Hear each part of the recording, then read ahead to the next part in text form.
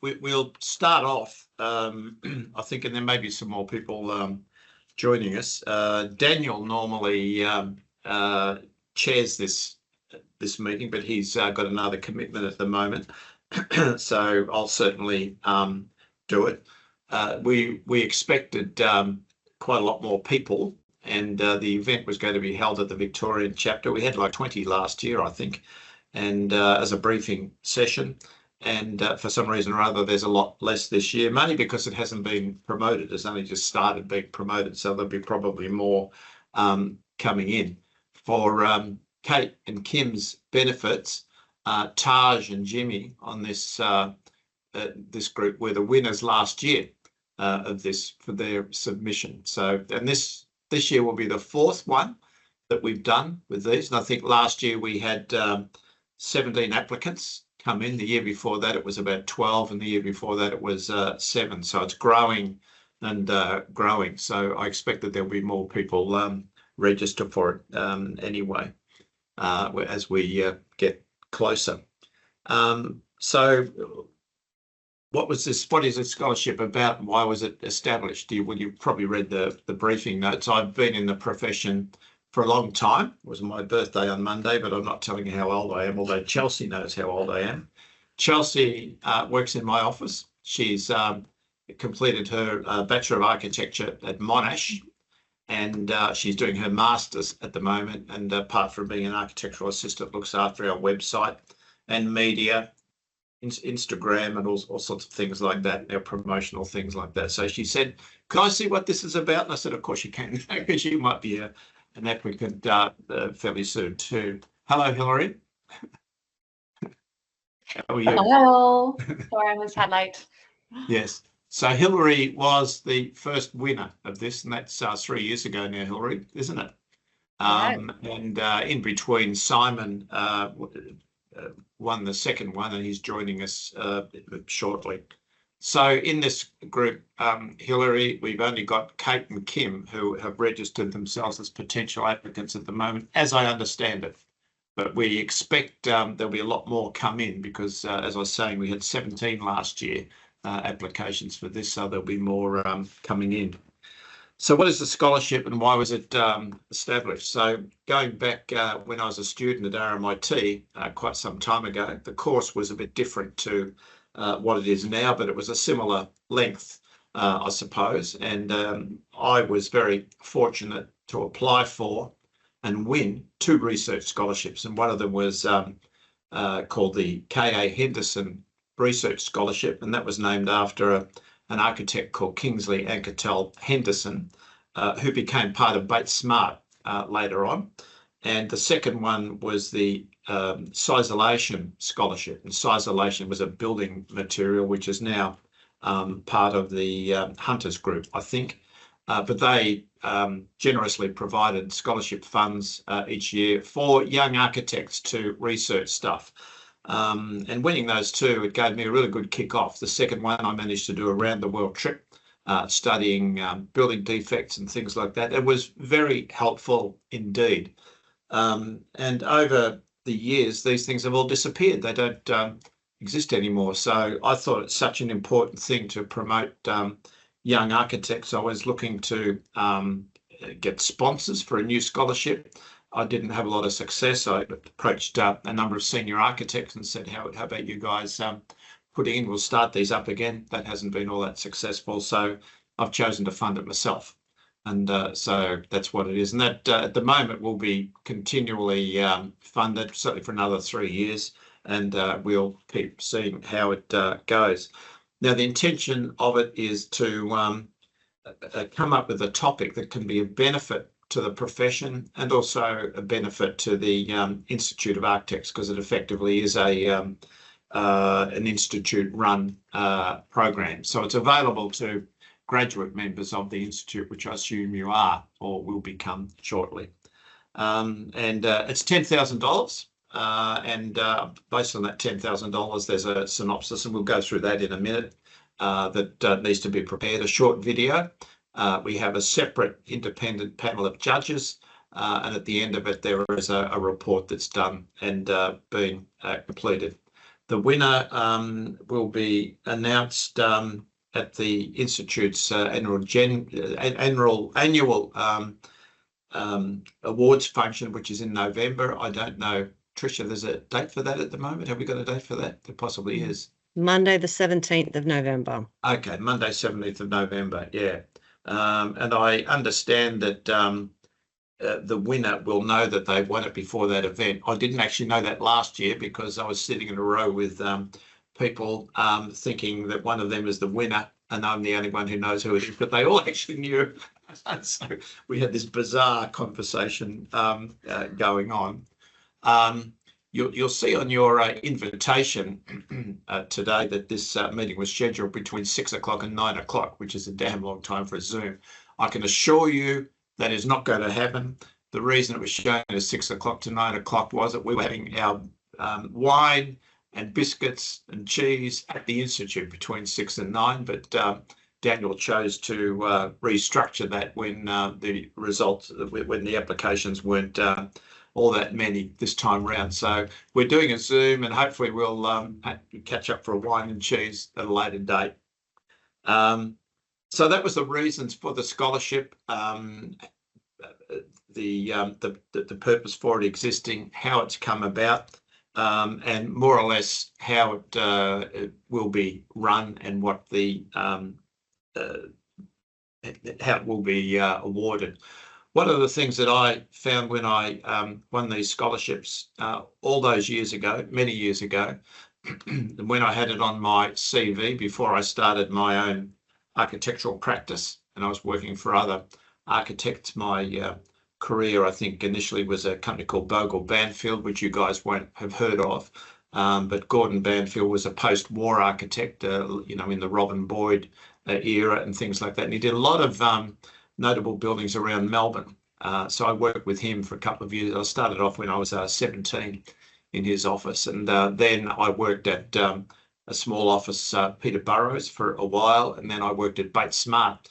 But when I won these scholarship things and put them on my CV, it really helped in getting a job. And in the early days, it helped with even in starting my own practice, the fact that you already could call yourself an award-winning architect. And that's what it really is with something like this. It actually helps at all aspects of your life. And just to actually have won those things stays with you forever. So it's not just the money and not just the chance of doing something like this. It is something that can be of real benefit to you, you throughout your career. So Hillary and Taj and Jimmy have done that at the moment, and we've got it down on my running sheet here that you're going to do a little bit of a presentation on what you did, so that at this stage Kate and Kim can sort of see what you did. Are you all set up for that, Hillary, to share your screen with via Trish? Is that what's happening? So. Yep, I'll do a screen share when I get the tick of approval from you. Okay. So that's happening now with. Perfect. Okay, over to me. Thanks, Robert. Good to see you, by the way, Hillary, too. Yeah, it's a pity this. How's work going? How's work going? Good. Well, I'm actually on maternity leave at the moment, so. Oh, congratulations to you. Congratulations. Thank you. Can you all see? Can you see screen now? Yes. One again and again and again. Yes. Perfect. I'm sharing the right one. Well, thank you, Robert. And yeah, it's actually really nice to kind of come back and have a bit of a think 3 years on after having completed this project, how it's still having ripple effects across my career and what I do kind of day to day. So yeah, it's actually really nice to reflect on that. But yes, a bit about me. My name's Hillary. I was the very first recipient of the Robert Caulfield Graduate Research Scholarship back in 23. At the time, I was working as a project architect at Kennedy Nolan. And while I love my work, I love being an architect, I was found myself grappling with a bigger question of really what does it mean to be an architect, specifying new materials and building new projects in a society where we really are in a climate emergency. We spend so much of our days designing new things, new houses, new schools, new buildings, and I couldn't really shake the feeling that there was a bit of a constant cycle of production, and that really comes at a cost. So I was digging into relationships between materials and their impact on the environment, and thought that was a really kind of poignant question for a springing point for some research. So that was a bit of the impetus for my submission for Again and Again and Again. On paper, it was a research, podcast and event series, but it was really a way to start a conversation and to bring together some voices about how we can design waste out of construction and move towards a more circular economy. And I guess I just wanted to emphasise that when I applied, I wasn't an expert. I wasn't really involved in academia or grant writing. I probably hadn't written a paper or a research paper since uni, but I'd identified this clear idea and a passion to pursue it. And that really seems what Robert and this scholarship is about and here to support. So the actual project, I delivered a podcast mini-series within the Hearing Architecture podcast, which is, I'm not sure if you've heard of it, but it's an initiative from EmAGN, and I've been contributing to Hearing Architecture for a while. I had organised to then do a mini-series, I guess, of my own production, where I interviewed people across the supply chain, architects, builders, material scientists, policy makers, craft people, who are all tackling the concept of circular economy within architecture, but from different angles. So up on screen is the 16 different people that I interviewed, with a name of the episodes from their interviews. You're welcome to go check it out if you like. I guess the logistics of it, because of the scholarship, I was able to take a bit of time off from my day-to-day job. And I travelled abroad to complete this research.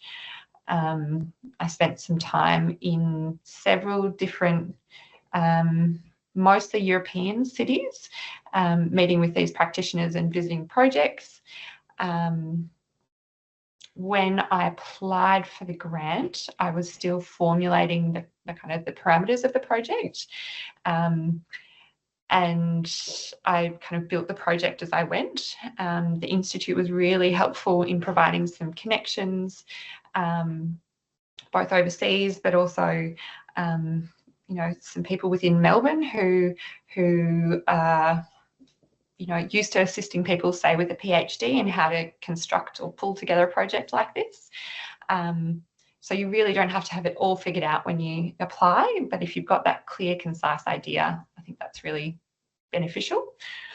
And I also paired this with some European artist residencies that the scholarship kind of facilitated me taking time off from work and getting over to Europe and visiting these projects. And then I lent on some different opportunities, such as these artist residencies, to help then actually give me a spot to do some of the work itself. So I'd encourage everyone to have a think about how your research might be able to plug into other opportunities to expand your project. The outcomes, as I said, there was a 16-part podcast or mini-series that was produced under the Hearing Architecture banner. We also had an event series, again, kind of facilitated through EmAGN, but we hosted a forum event where we presented the findings and hosted a panel discussion with some local practitioners, as well as some Dutch architects who I'd met along the way, and they happened to be back in Australia, so we kind of continued the discussion from there. There was a written and graphic report that pulled together some of the insights from the interviews, and that's been published in a number of places. And then there's been bits and pieces that I've written or have been published since then, appearing in magazines or on online publications that have kind of stemmed from this project. So the reach has been quite broad. I think there's been quite a few downloads in terms of the Hearing Architecture podcasts, but the project itself has had ripple effects, where we've had connections with international architects continuing beyond the set kind of boundary of what this project was originally envisaged to be. And I think those conversations are still going. So I'm really thankful of the opportunities that Robert's helped facilitate here, and helped give me a way to kind of sidestep out of my usual role as an architect and explore some advocacy. And hopefully I can kind of weave that back into practice. But I guess in terms of any remarks about or top tips about how to apply, I think just really backing a strong idea, something you're curious about, and something that might have the potential to shift the current conversation in architecture is really important. You don't really need to worry about whether you're qualified enough. I don't think let that stop you. I wasn't an academic by any means, and you can really figure out how you might promote this along the way. So yeah, I think just it's a really exciting opportunity, and I think the scholarship really gave me the time, the resources and the platform to pursue some of the questions that I'd been grappling with, and I really encourage you to kind of flesh out what your insights might be. Yeah, I will pass over to whoever's next up. Well, thank you, Hilary. We've been joined by Simon Robinson. Now, Simon was the second recipient, and Simon, who we have on board here, is Taj and Jimmy. They were the recipients last year. It was a joint submission. Hilary, you've just heard from. And we've got Trish from the Institute involved here. Sitting next to me is Chelsea Fisher. You might have met Chelsea when you came into the office. Yes, she's doing her second year of masters at the moment, having finished her bachelor at Monash. Was very keen to see how all this worked. I said, well, come and sit in. The reason, Simon, that Daniel changed this from the Institute to a Zoom was that the promotion of this came out very late. So at this stage, we don't have all that many people. We're expecting quite a lot more applicants, just as there was last year, because there were 17 last year, and a lot of the people who did it said we're going to put it in again. So this was a briefing session. So we're currently briefing Kate and Kim. So if there aren't a lot of other people joining, either Kate or Kim will win the prize. So so we'll see how that goes. Now, Simon's topic, I think, turned out to be extremely timely. Because Simon was looking at the potential reuse of Housing Commission towers before the announcement came out that the government was going to demolish them. Or maybe you knew something beforehand, Simon, but we all thought this was very timely. So perhaps if you could just go through what your submission was and how you found the whole process, and just so that Kate and Kim can see what some of the outcomes are.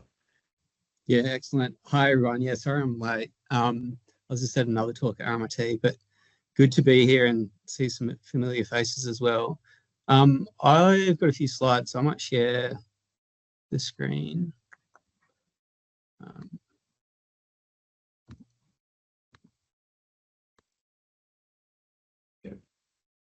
You got that? No. We've actually got the all of us twice. Oh, now we haven't got. Now we've got all of us once on the big screen. Here we go. It's always issues. How about that? Ah, now you got it. Got Now it? you got it. Yeah, excellent. Yeah, well, thanks for giving me the opportunity to come and represent this work as well. Yeah, it's kind of flown by. So I think I got it in 2023. Yes. And as you're saying, Robert, it was extremely timely. So for a bit of background, I'm an architect and I run a not-for-profit design and research practice called Office, along with a landscape architect and a few others. And since 2021, we've been looking at the feasibility of refurbishing public housing estates which have been earmarked for demolition. And prior to this submission, had already looked at 2 estates. So one was in Ascot Vale, which was a series of kind of 3-storey brick walk-ups. The second was in Barrack Beacon, Port Melbourne, which was precast concrete walk-ups. And we kind of had our eye on doing a tower. And so that was kind of the continuation of this research that we had already been undertaking. And the title of this research was called Retain, Repair, Reinvest. And basically it was in reaction to the government undergoing large-scale demolition of public housing estates, but not releasing feasibility studies that looked at refurbishment as an option to upgrade the existing buildings. And so we kind of started working pro bono, essentially, to do these kind of studies to produce evidence that showed that refurbishment might be possible, and looked at the social, environmental and economic benefits of doing that in comparison to demolition and rebuild. And so prior to my submission, we'd done 2 studies. And so the submission was to look at a tower. And reading over my submission, the announcement must have just happened. So in it, I do say that the government has just announced the redevelopment of all 44 public housing estate towers. And so I think it was just perfect timing. We wanted to look at a tower. Well, unfortunately, it was perfect timing. Unfortunately, the government announced they were going to demolish them. But yeah, so we submitted this. So I submitted this proposal to look at a tower and undertake a similar study through this retain, repair, reinvest model. And so I think my submission, I could show that I'd been interested in this topic for the last 2 years prior to the submission. There was a clear methodology on how I would undertake it. And I could point to examples of other reports that we had done and the way that they had been undertaken. So for me, I'd already had 2 years of research under my belt, and this was just a continuation of that. So I think I was able to clearly describe and show the type of work that would be the scholarship would allow me to do, and the kind of outputs that would have within a really political point of time then and still now as well. And so, yeah, my submission had a bit of text. It had some images as well of what I was going to look at, previous work, those types of things, and then a clear format of deliverables as well. So just being quite clear with what I was proposing. And so the project was to undertake a feasibility study on Flemington Estate, it ended up being, so one of the towers there. And this followed similar studies that we'd done. So we were able to engage a structural engineer, an ESD engineer, a quantity surveyor, so all pro bono or reduced rates, but through the funding where we actually pay for some of their time. And so this was working collaboratively across professions as well. And we're really interested in how architecture as a profession, and if you're already working in the profession, you quickly realize that you don't work in isolation, you work across a broad range of different disciplines. And so through this group of professionals, we produced a report that looked at the refurbishment of the towers in Flemington and showed the potential of refurbishment to bring these buildings up to contemporary standards. We got it costed, so how much might this cost? And also showed how we might avoid some of those health issues from displacing residents through a demolition and rebuild model. And the outcome, it was to produce a publicly available report. So a report that had all this work within it, and there was evidence in that, and that could be given to residents, local community groups, other housing advocates, politicians to use to campaign to show that there's a different way of potentially doing this. The government is obviously demolishing pretty much all the public housing in states, and we're saying, well, refurbishment might be another way to achieve some of the outcomes that you're suggesting is possible through demolition and rebuild. And so that report is still being used within campaigning circles. So because it sits in isolation, the government hasn't released any other studies looking at refurbishment. They haven't really released any information on how they're going to do the new builds through demolition and rebuild. And so it was picked up by the media. It was tabled in Parliament by the Greens. And then it also was submitted to the class action. So this fellow in the picture was a resident, and he took the state government to court saying that his human rights have been violated because he wasn't consulted. A lot of these residents found out that their homes were being demolished via the news. And so his argument was that there was no consultation with residents for how this process should be, how it should be laid out, essentially. And even more recently, we gave evidence in the parliamentary inquiry where this report was used as well. And so, yeah, I mean, the benefit of being able to submit something that's quite political for this type of scholarship is really important, I think, because it allows you, as Hillary's saying, it gives it a life of its own as well. So it's not just producing one thing and that's kind of the end of it. I guess the hope is that it kind of changes the discourse. It might change your practice. It might change other people's ways of understanding different topics as well. And so I'd strongly suggest that you think about not only the project, but what's the outcome and what's the longevity of what you're trying to produce as well. It doesn't have to be something as public as what this one was. It could be something that's really focused on your professional development. It could be focused on your peers or other people that you're working with as well. But this really has potential to become something that lasts much longer than just the submission date that you hand this thing in. So again, just echoing Hillary's comments about the privilege it was to be awarded this scholarship and just what it allowed us to do as well and continue to do. So I think it's really worth everyone's effort to submit something and just think clearly about how it fits within your current practice or your interests, and then how it might form or shape some of that going forward as well. Thank you. Well, thanks, Simon. So, yes, it was extremely timely, wasn't it, when you produced that, and then there was the announcement they're going to be demolished. And I thought, wow, here's some ammunition that you can use. It's really quite controversial and very timely indeed. So it was, I mean, both those were really good work. There's no doubt about it. Next, we've got Taj Rosmarin and Jimmy Connor, who worked together in their practice and put in a joint submission last year, and they were the third winners on that. So perhaps if you guys could just give us an overview of what you did and your experience. No worries. Just one sec. Cool. You guys can see that. Yep. Great. Yes. Clear. Yeah. Thanks, Robert. And yeah, we're maybe honoured and slightly intimidated to be going last after two pretty epic research proposals. But Jimmy and I won this last year after, I think, submitting in a previous year a similar version of what we submitted. But yeah, just quickly, yeah, I'm Taj and this is Jimmy. We have recently started an architecture and urban design practice in Melbourne. And we saw this as an opportunity of really kind of, honing in on a research topic that might kind of overlap with our recently established practice.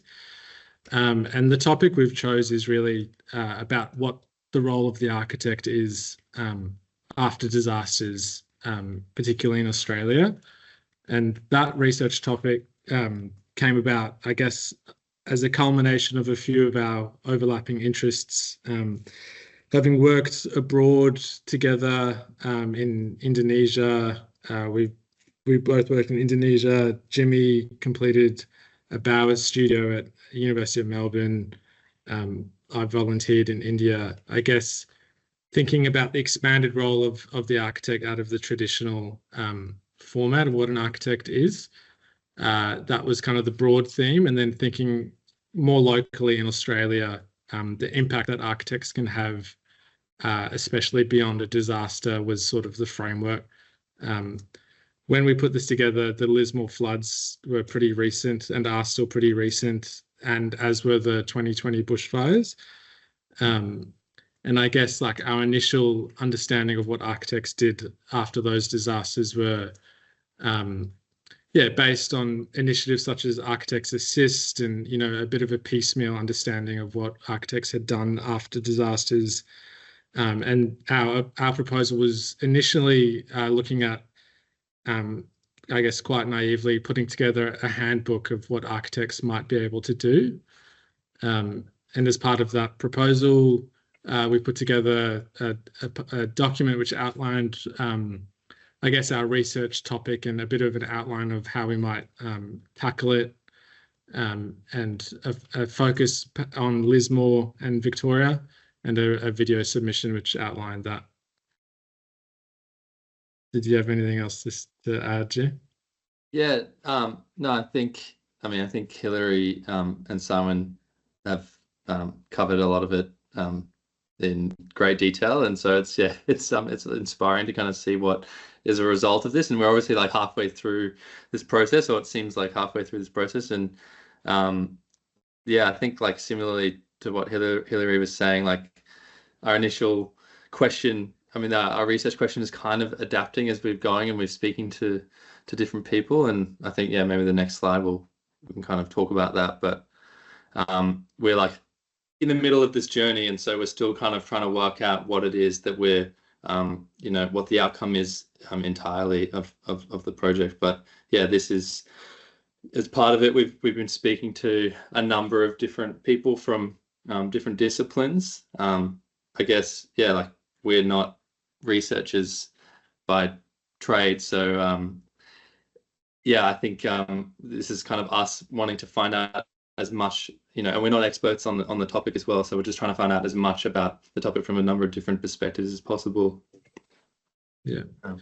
And I think what is becoming clear is that the outcome of our project is going to be general in nature. And I think speaking to so many kind of people with such specific focus areas and disciplinary skills has meant that I think this project is really about bringing together these quite divergent and different perspectives from across our industry and the broader industry. So, speaking to Sean from Hutchies has been really revealing and provided a lot of insights into what builders think and how contractors respond after disasters, and the kind of complexities of modular housing and prefab housing and the complexities there. But then putting that into contrast with, say, David Sanderson, or a professor at UNSW, who is much more focused on I guess like the local resilience aspect and the role that local governments play, and I guess in a way, sits directly in contrast with this idea of a focus on housing and instant housing happening. And as we're kind of going, we're finding lots of overlap and a lot of difference in people's approaches across these disciplines. So that's been really fascinating. And we plan on speaking to about 6 more people. So I think that broad perspective is what will be, that'll be the challenge for us, is how to kind of pull it together. As we're still going through it, I thought it'd be probably useful for potential applicants just to think about what we found really rewarding so far, as part of the journey so far. So the ability to speak to such a wide range of people we found really, really rewarding. So speaking to other architects or really experienced architects that we admire professionally has been great, just to kind of have that conversation, have a format and a forum to speak to them. But then also speaking to local community members and people outside of our discipline. So, speaking to builders and insurance brokers and people that don't necessarily think the same as architects has been really great. yeah, it's definitely so far expanded our perspective and understanding of what the impact that architects can have, particularly in this space. And I think that's part of the question that we're still unpacking is how can architects have a broader impact, and the skills that architects have are so relevant in this space. And I think part of what we will produce will be, I guess, communicating the impact that architects can have in this area.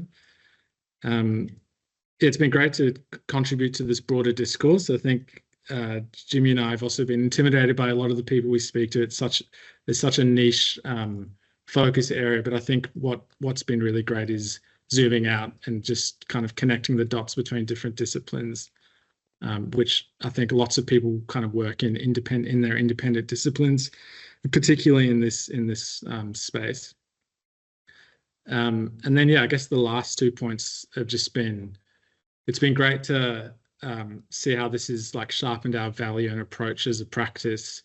Obviously, we aren't necessarily working on projects that are directly relevant to the research topic yet. It's definitely something that we would love to do. And yeah, just meeting these people that we've met, I think broadens our opportunities for working in the space, which has been great.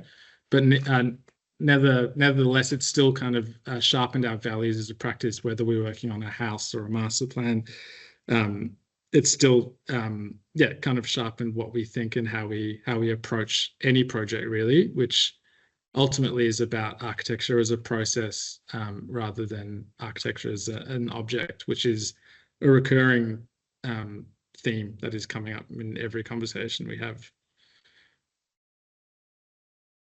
But yes, that's an overview of where we're at. We're obviously in the middle of it, so perhaps we could touch base once we've finalised our outcome. Okay, thanks, Taj and Jimmy. That's it's very useful. It's interesting to hear what you guys are saying about the connections that you make and the introductions and the research and the sort of leg up it gives you in a certain sort of an area. And it's so many years ago that I did that, was exactly the same thing. So some things don't change. And, you know, working through a project like this and a process, it is something I think is going to benefit you for the rest of your careers. So, so for Kate and Kim, who are the only people who are able to benefit from this presentation at the moment, the other people who will be putting in submissions won't be able to, although it has been recorded. It is being recorded, so other people can participate in that as well.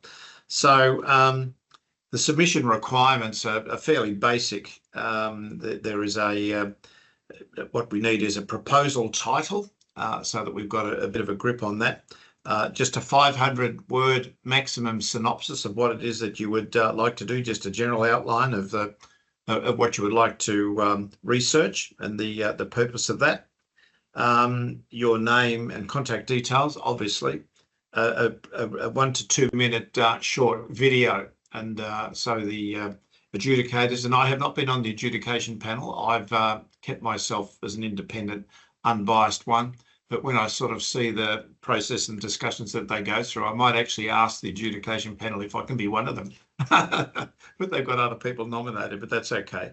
So the video proposal, and then just proof of eligibility, which is basically a graduate membership number of the Institute, just so that there's just proof that we've got that, because it is aimed at graduates of the Australian Institute of Architects, and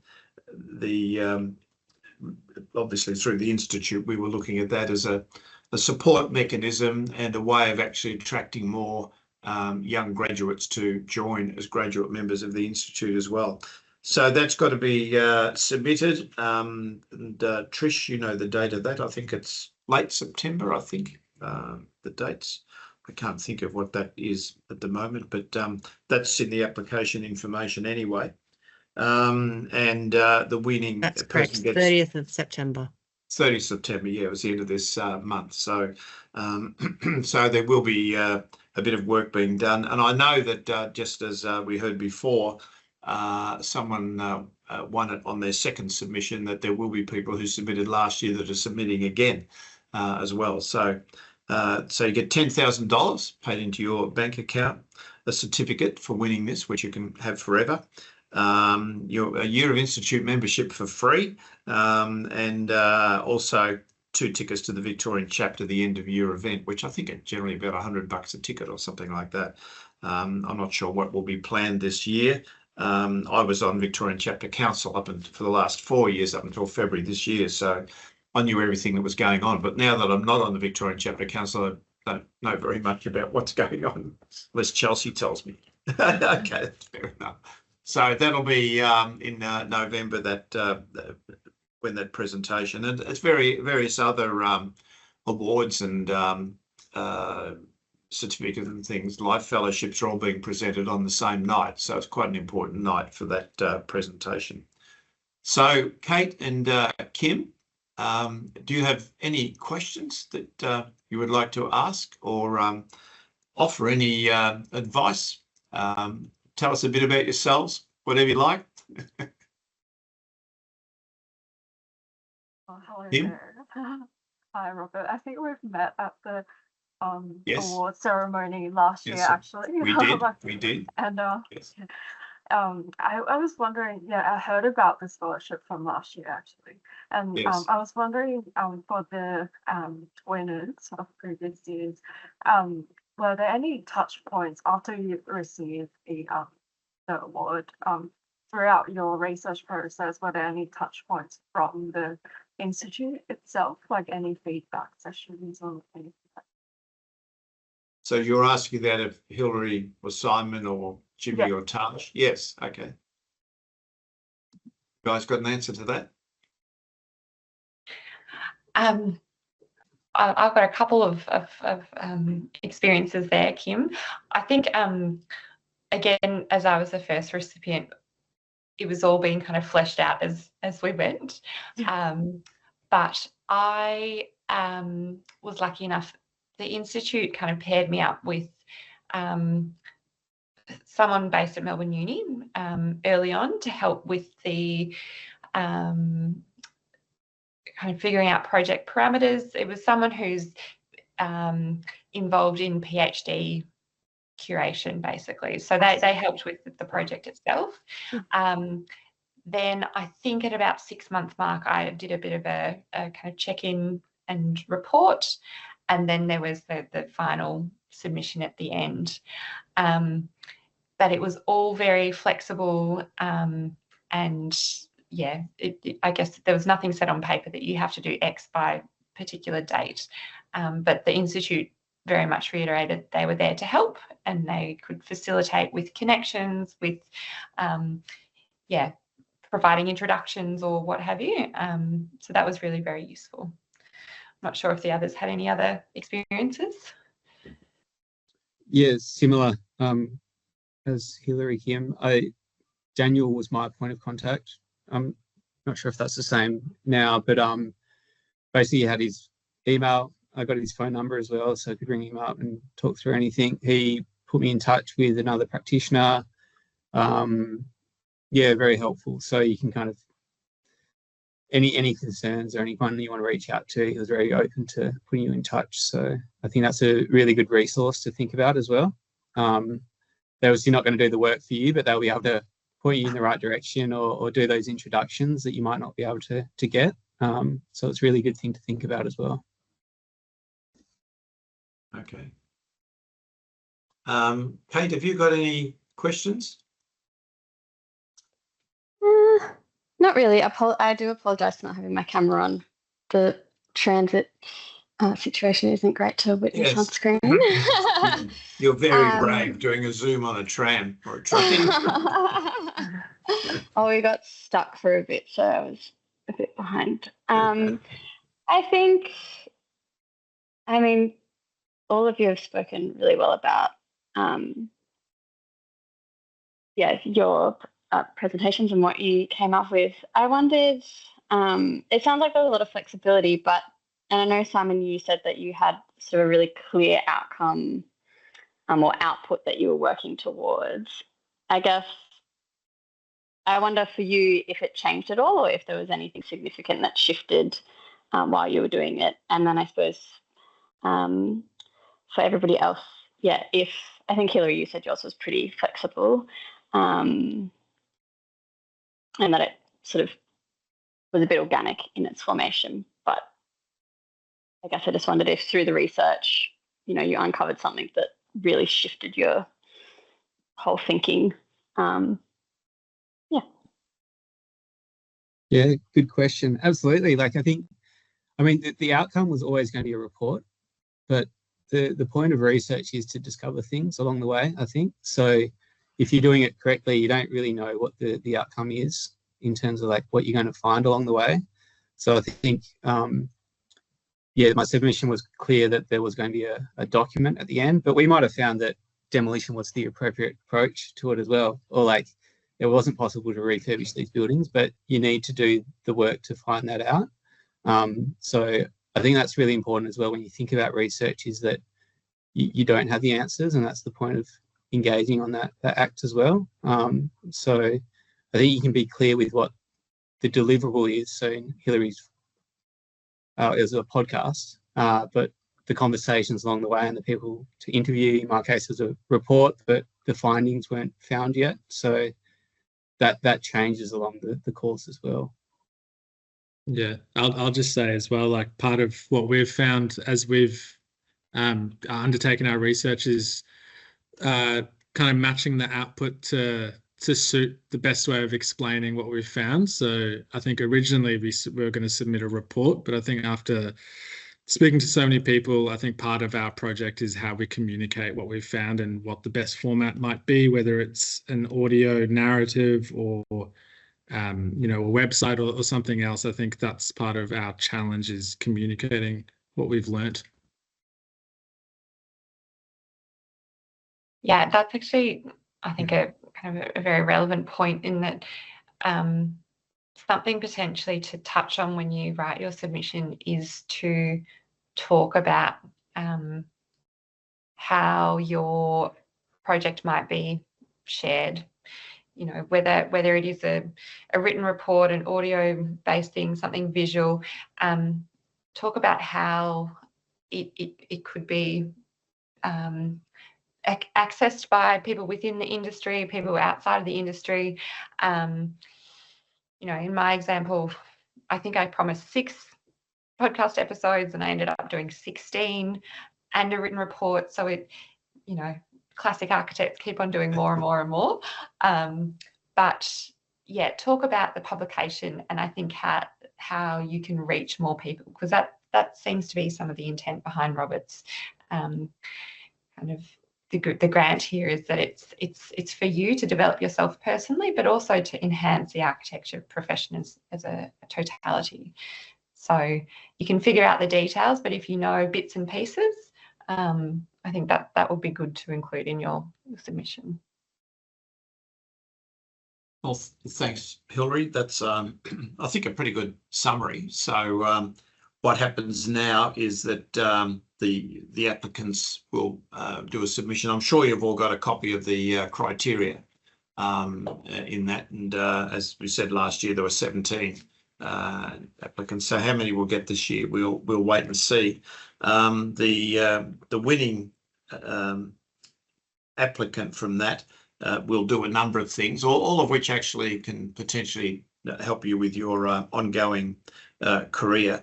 So it's presenting some key research findings to an institute forum within about 12 months of receiving a scholarship. So the objective of that is to share the research, but also for the wider public to know who you are. This is going to give you connections and contacts and things like that for your ongoing career. A 30 to 60 minute presentation of their findings to an Institute of Architects forum. That might be small practice forum or medium practice forum, large practice forum, or something else for that matter. Being architects and graduate architects, you're all well and truly used to giving presentations on stuff, I'm sure, or you learn pretty quickly if you aren't. The fact that the recipient will give the Australian Institute of Architects a licence to promote the research and institute support of their work. So as we heard already, that Daniel will provide you with support or other people from the Institute and make connections and so on. So there will be that ongoing ability to try and support this work, which will obviously help with your own image. And it'll be the scholarship recipient will be acknowledged where part or whole of the research project is referenced by the Australian Institute of Architects. So the research might appear in Architecture Australia, Architect Magazine, or whatever. So depending on what it is. So there's a whole lot of opportunities there for ongoing promotion and sharing of the information. So there's many key benefits. The last years we've had 4 people on the judging panel. We've had a representative of the Victorian chapter, a National Council representative, the Victorian chapter representative by the Practice of Architecture Committee, which used to be the Practice Committee in days gone by. And there'll be a donor representative or an industry community representative. Each year we've had a different person from the industry as a judge. I might even ask them if that can be me this year, but they might not let me.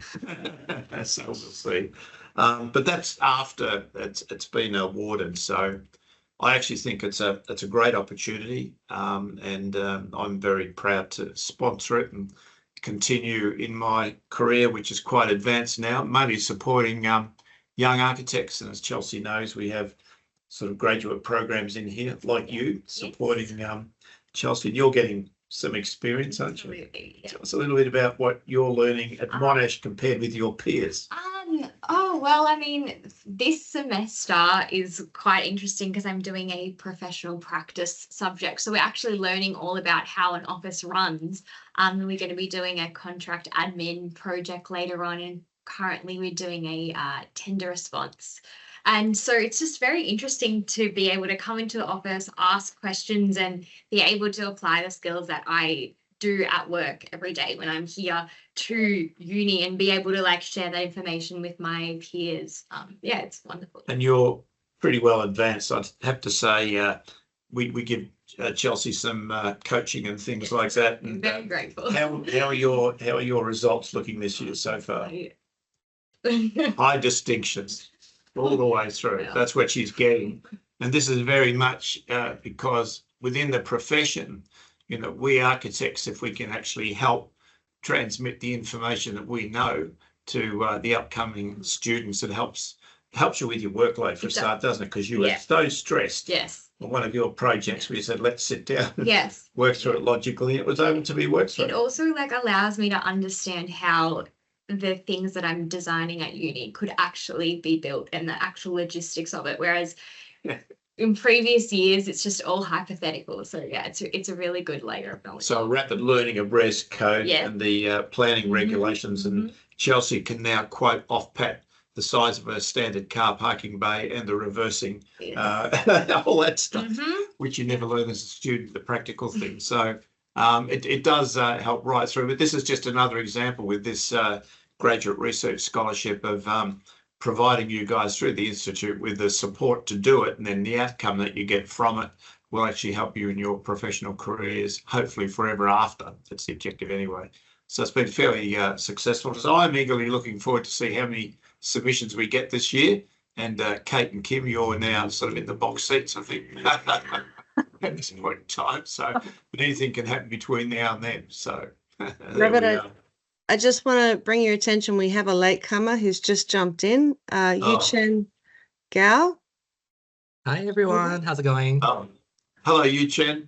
We're just about to finish up. So Trish has recorded this. So that's amazing. For other people that are going to submit for this, how is that accessed, Trish? That will be on the Institute's YouTube channel.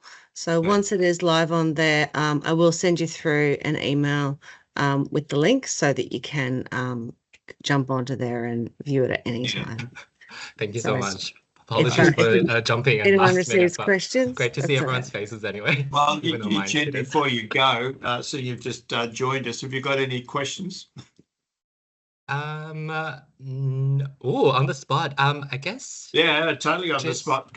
We've covered all the questions, but You can sort of get all the practical information by watching the YouTube video, but there might be something pressing in your mind that you had before you joined, thinking, that, how am I going to do this, or something like that. Ooh, I think But if you haven't, it doesn't matter, because that's maybe I actually do have a question. Possibly maybe it's covered previously, so apologies if it's repeated. But in regards to the submission, there's kind of the 500 words and also the kind of a selection of work, previous work, I suppose. How much of the, I guess, the premise of the research should we kind of flesh out regarding the submission, or should we kind of just set up more of a general framework? I think it's just setting up the general framework, because until you're into it, as we've heard from these guys at the moment, previously that, and I found this one a long time ago when I did my research grant work, that what you start off to do, what you end up doing changes on the way through as you get to meet people and learn more things. So it's the general framework, the approach, what your outcomes hopeful outcomes would be that will count for this. And the judging panel will look at this and see how practical and realistic that this might be too. So I wouldn't get too worried about all of the detail that'll come in the submission. Would that be a fair thing to say for you guys that have won it already? Would you think? Yep. Yeah. So it's just an overview. Yeah, no, I appreciate that. Thank you. That's really helpful. Okay. So we've bang on finished in an hour. I know there were 3 hours allocated. So if this was being done at the Institute, we would now be having 2 hours of wine and biscuits and cheese and general discussions in there. But seeing we're not, you can go and have some wine and biscuits and cheese at your own place. Pretend we're there. So there we are. All right. Well, I look forward to seeing you at the presentation night in November, and seeing who has won this. And I'll be proudly presenting this to the winner. And I look forward to seeing you all flying in your careers from now on. Thanks, Robert. Thanks, Robert. Thank you. Thanks to everyone. Trish, is there anything else you want to say to finish up? No, thank you everyone for coming. I will let you know when this is available, the recording. Thanks very much. All right, Thank everyone. you. Good night. Good night. Bye. Enjoy your wine and cheese and biscuits.